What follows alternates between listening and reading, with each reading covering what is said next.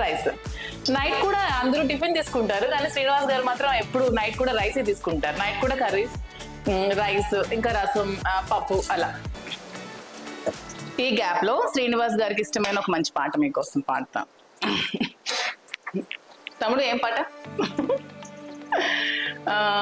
అందరూ శ్రీనివాస్ గారికి ఇష్టమైన పాట పాడమని అడుగుతున్నారు. శ్రీనివాస్ గారికి యాక్చువల్ గా క్లాసికల్ సాంగ్స్ అంటే చాలా ఇష్టం.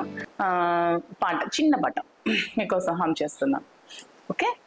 లాలి లాలి అనురాగం సాగుతుంటే ఎవరు నిదురపోరే, చిన్న మోదా మరే చిన్ని ప్రాయం.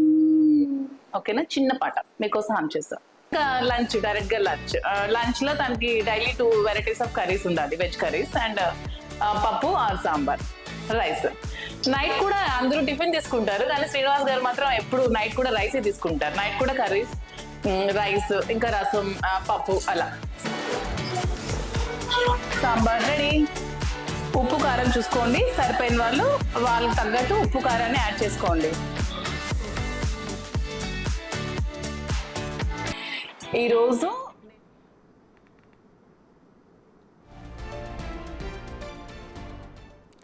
మ్యాటర్ ఇంతటితో అయిపోలేదు. శ్రీను నా హీరో అంటూ ఓ సినిమాను కూడా చేస్తుంది.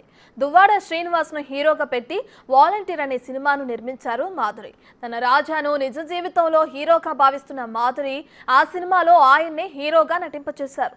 దువ్వాడ శ్రీనివాస్తో యాక్షన్ సీన్లు కూడా షూట్ చేయించారు మాధురి.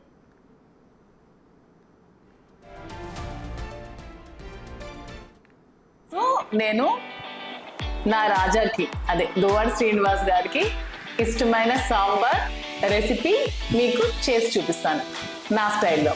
ఓకేనా.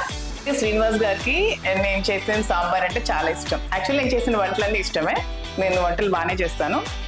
ఏంటి ఇంత పెద్దగా అనుకుంటారా? మా ఇంట్లో చాలా మంది ఉంటారు భోజనం